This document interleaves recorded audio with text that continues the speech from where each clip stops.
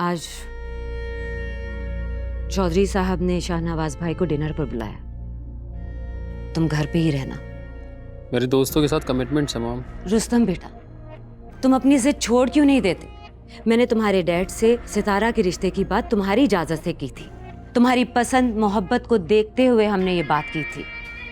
अब तुम इस रिश्ते से इस तरह पीछे क्यों हट रहे हो? It's not about that, mom.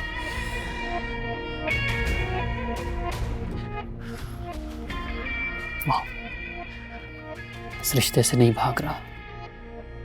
मैं सिर्फ इतनी सी बात कह रहा हूं कि बचपन से डैड ने मुझे एक ही चीज सिखाई है, बल्कि मुझ पर मुसल्लत की है। मुझसे तो कभी नहीं पूछा कि मैं क्या चाहता हूं। और ये चैंपियनशिप मैंने इतनी आसानी से हासिल नहीं की मॉम। मैंने बहुत मेहनत की है इसके लिए, अपनी जिंदगी का एक हिस्सा दिया है इसे। और डैड कहते हैं कि इसे यूं ही छोड़ दो। It's just not fair. अच्छा ठीक है, इस बात में मैं तुम्हारा साथ दूंगी। करूंगी मैं चौधरी साहब से बात, मगर कम से कम अभी नहीं। आज तुम घर में ही रहना। मैं चाहती हूँ कि शाहनवाज भाई के आने पे इस घर में कोई तमाशा ना हो। कम से कम मेरी खातिर। हाँ ओके।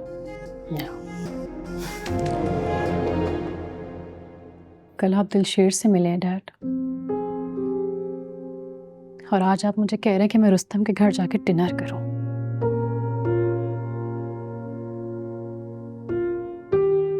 मेरे समझ नहीं आ रहा है आपके दिमाग में क्या चल रहा है।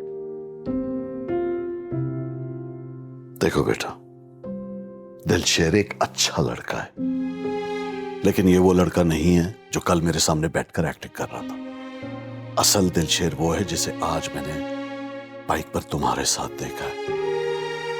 और फर्ज कर लो हम मान भी लेके उसके साथ तुम्हारी शादी हो जाती है, तो तुम क्या समझती हो कि शादी के बाद वो तुम्हारे इस लाइफस्टाइल में, हमारी इस क्लास में मोल्ड हो सकता है, या विरासत में मिलने वाली तमाम बिजनेस एम्पायर को टेक ओवर कर सकता है? Absolutely not. नहीं। How do I tell you this? तो आप कंपैरिजन करना चाह रहे हैं। साफ साफ क्यों नहीं कहते डैड कि आपको अपने लिए एक बिजनेस मैनेजर चाहिए? मेरी खुशियां, मैं क्या चाहती हूँ अपनी जिंदगी में कोई माने नहीं रखता आपके लिए?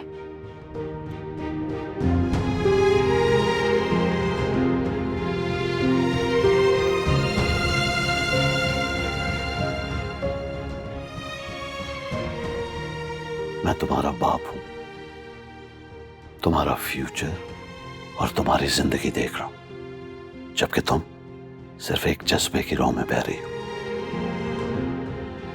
ट्रस्ट मी, रुस्तम ही तुम्हारे लिए बेहतर है। डैड, मैंने कह दिया मुझे रुस्तम के बारे में कोई बात